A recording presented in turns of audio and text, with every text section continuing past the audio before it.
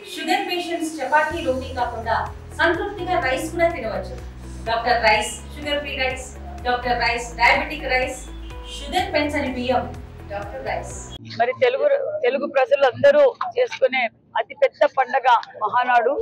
ఎందుకంటే బడుగు బడిన వర్గాల కోసం కులాలకు మతాలకు అతీతంగా పెట్టిన పార్టీ తెలుగుదేశం పార్టీ. వ్యవస్థాపకులు అన్న నందమూరి తారక రామారావు గారు తెలుగుదేశం పార్టీ పెట్టారు.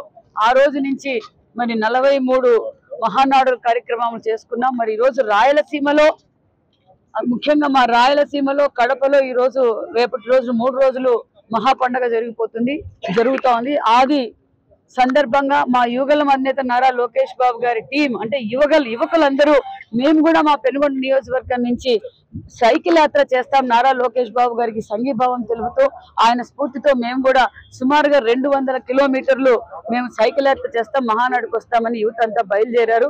వారికి కూడా చాలా సంతోషం. అది 44వ మహానాడుకు 44 సైకిళ్లతో యువగలము టీం అంతా బయలుదేరి వెళ్ళటం చాలా సంతోషంగా ఉంది. అంతేకాకుండా అక్కడ ఇన్ఛార్జ్ మంత్రిగా నేను ఉండటం కూడా నాకు చాలా గర్వంగా ఉంది. రాష్ట్ర వ్యాప్తంగా కూడా తెలుగు తమ్ముళ్ళు భారీ ఎత్తున తరలి వస్తున్నారు. చేసిన తెలుగుదేశం కుటుంబ సభ్యులు అన్ని సౌకర్యాలు చేశాం.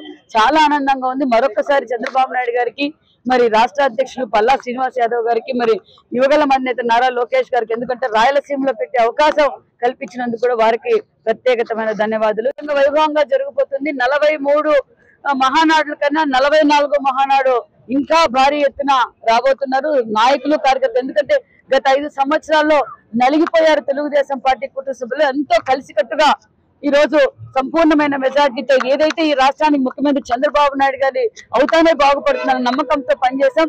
ఆ నమ్మకాన్ని, ఆ కళని నెరవేర్చుకున్నారు. కాబట్టి కార్యకర్తలతో కూడా నూతన ఉత్సాహం కూడా ఉంది.